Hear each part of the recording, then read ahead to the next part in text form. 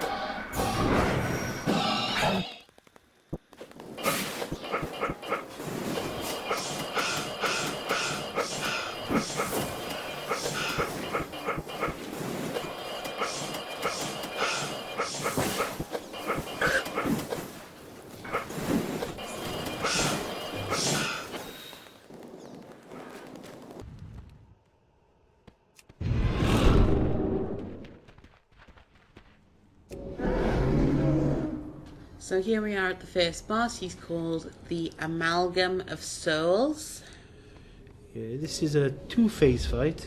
In phase 1 he does an ability which is called Reap Soul, which is a frontal cleave, which does like 1.6 million damage and increases the damage taken by 20% for 30 seconds, and it also stacks in heroic, so you really want to be facing that away from people.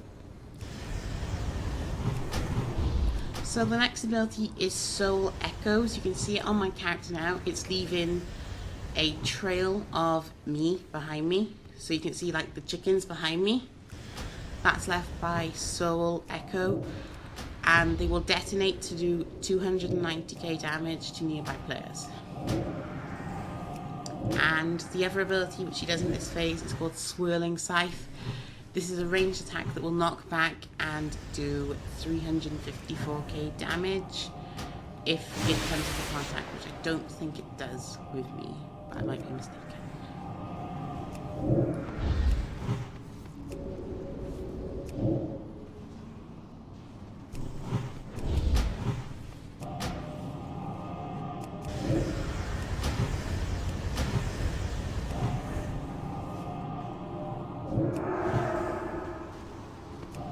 So here we go, phase 2.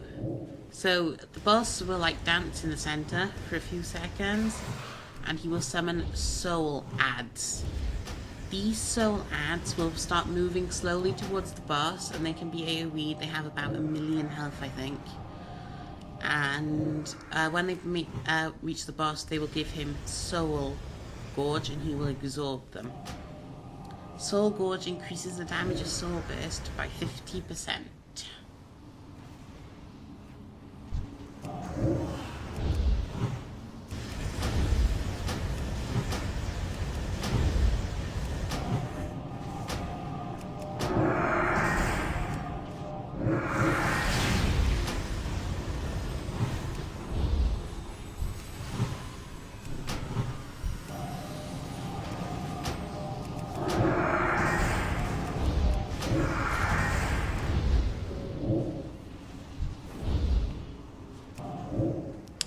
Right, as you can see now, he's casting Soul Burst. This does 395k damage to all players and is multiplied by the Soul Gorge buff that he gains from absorbing the souls, which could be pretty nasty if you let him get to him.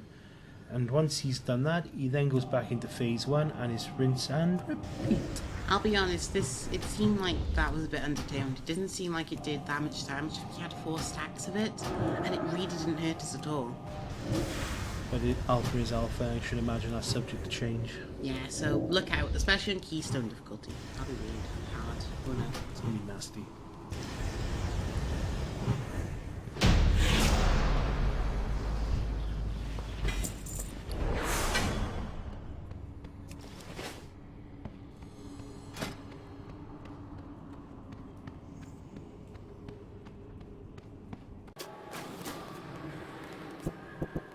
Right, we're back to trash. A few packs of spiders and stuff. Nothing too hard.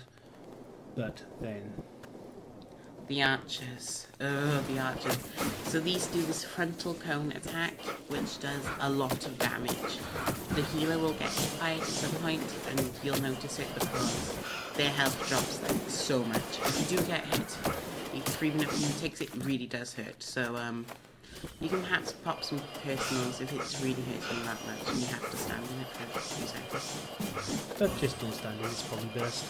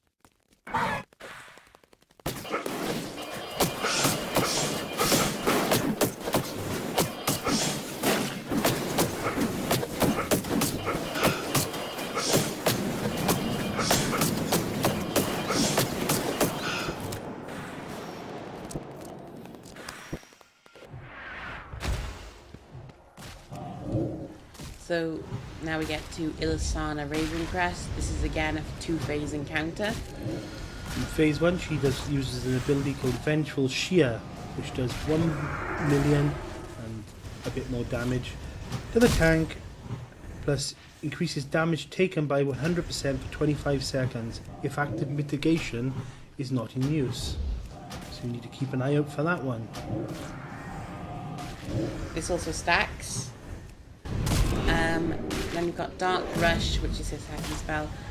She will dash between 3 players, which she will mark, and do 112k damage to the players, and leave Blazing Trails. Blazing Trails will do 158k damage every 3 seconds. This is the fire on the ground in phase 1.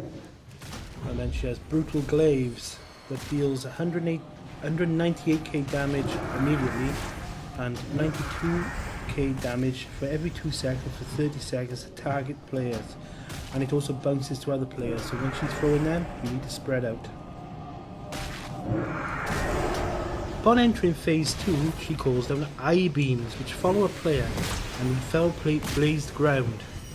Fell Blazed Ground deals 230k damage every second to players that are foolish enough to stand in it. Believe me, it will kill you. Very slowly. At the start of phase 2, she will summon 2 ads, a Vanguard and an Arcanist. The Arcanist is a heroic only ad that will cast Arcane Blast that will do 263k damage and increases the damage that done by the caster for 50%. This is an interruptible cast. Vanguards will do a frontal cone attack that does 280k damage and will stun for 4 seconds. So this fight, I thought this fight was kind of boring, to be honest. Not much really went on. Doesn't look boring. She didn't really do much, aside from put fire everywhere, which lagged the computer a lot. Maybe you haven't got a bad computer. Probably stealther. And then you just finish her off, and then we'll be forward fasting through the trash again. Yay, trash.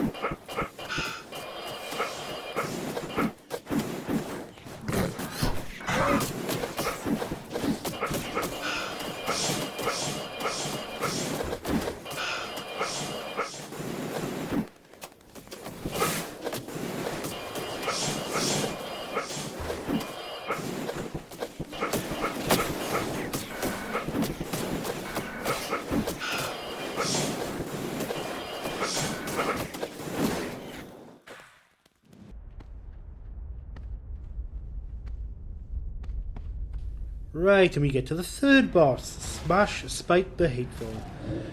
Smashspite has a few different abilities, the first one being Earthquake and Stomp. He stomps the ground, dealing 416k damage and knocking everything back. His second ability is Hateful Gaze. He looks nasty. Hateful Gaze, he marks a target, and when it expires, he goes into the next part of this ability, which is Hateful Charge. He charges at the target, hitting the first thing he comes into contact with, dealing 1,000,000 damage, and then putting a debuff on them, meaning the next Hateful Charge will do 100% more damage. Well, really, you must stop him from charging the same person twice, or they're gonna die. So, the boss's basic attacks will grant him brutality. When the boss reaches 100 brutality, he will unleash the Brutal Haymaker. Brutal Haymaker deals 1.7 million damage and increases the damage taken by 100% for 10 seconds. So, for this, I would recommend the tank uses either a personal cooldown or the healer pops something on him like Life Cocoon or Guardian Spirit. The next ability is Call of the Fell Bats. These bats which you see, and they draw a line between them and a player. After a few seconds, they will put swirlies on the ground, which after another few seconds will turn into pools of vomit, which is disgusting. These do 360k damage to people who are in them every 2 seconds, I think. So this boss, he was alright, I suppose. Yeah, it's kind of tank and spank, really. The only interesting mechanic was the Hateful Gaze charge. Gaze and charge. That was the only really interesting mechanic. Apart from that, it was pretty easy. As you can see then on the video, he charged me and I immediately got a Life Cocoon from the healer to dodge that mechanic. And Displace a Beast and Blink and stuff is going to be really helpful for this fight. To get out of the fire. So we'll see the end of that one, and then we're going to go and do a bit of a speed run through the trash again, because it's not very interesting, and we'll see what the last boss.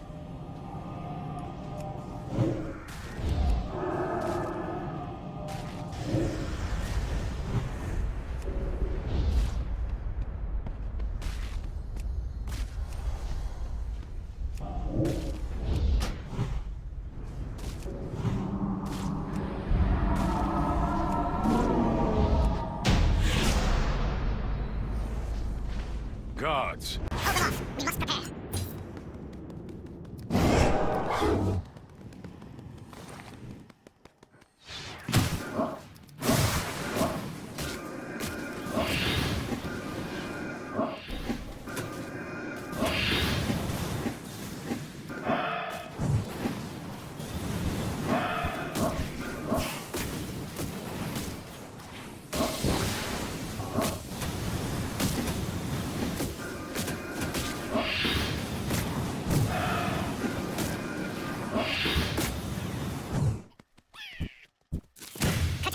They do.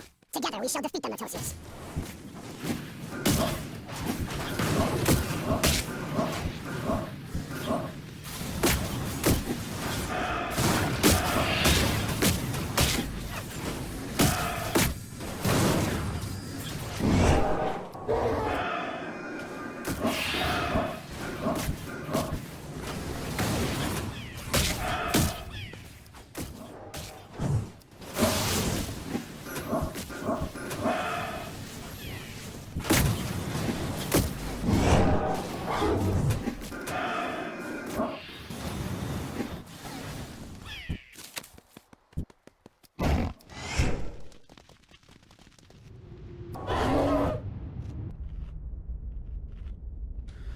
So we're finally at the last boss. Lord Kurtalos Ravencrest. This is a two-stage encounter. And in stage 1, he uses an Iron Shear, which deals 2 million damage and causes the target to bleed every 2 seconds. He also throws out a Whirling Blade that bounces back and forth the 2 locations, does 487k damage and knocks any player that comes in contact with it back. There is also another person on the side of the encounter area, which you might see from time to time, called Latosius. He will cast Dark Blast, which will do 1.1 million damage to everything in front of him, and it will knock back. He will also cast some random shadow bolts that do 163k damage. Now you. At the start of phase 2, everybody gets a buff that gives them 300% more damage, healing and health. And my god, you're gonna need it. This is not my ancestors. So, at the beginning of phase 2, Latosius will transform into Dan Talanox, who is a Dreadlord, and he has Stinging Swarm, which is a heroic only mechanic. This deals damage every 5.2 seconds and has a chance to stun for half a second every time it does damage. This can be killed. It has about 1 million-ish. It's not too hard to kill anymore. A Moonkin can solo them easy. Burn away! His second ability is Cloud of Hypnosis, which basically puts these little green clouds on the floor. If you run into them, you fall asleep. And you will stay asleep until 1, you take damage, or 2, you're pulled out of them with Life Grip or some other such mechanic. The third ability is called Dreadlord's Guile. The boss will split and will use Dark Obliteration in sequence. Dark Obliteration is a powered up version of Dark Blast from phase 1, but instead of doing like 1.1 million damage, this does 2.6 million damage. Next ability is Shadow Bolt Volley. This will deal damage to all players and it will do 987k. So, yeah. This boss was annoying, I suppose. It wasn't particularly hard. There's a lot of movement and a lot of random running into clouds and falling asleep, like there, which will probably get you one shot unless you're lucky. makes you think whether it's worth keeping the actual swarm on you. I know it stunned you, but it does break you out of the sleepy clouds. I wouldn't, to be honest. I noticed earlier it was doing like 300k a tick, and it was definitely ticking a lot quicker than 5.2 seconds. No, it's doing 400k a tick actually. It was just ticking there. That's not 5.2 seconds, is it? That's more. That's less than that. Yeah, so we don't know. We don't know about that ability. Obviously, the dungeon journal's Lying. and it's not quite fully implemented because it says it does 20 damage. No, it says it does 1 damage, doesn't it? Which is wrong.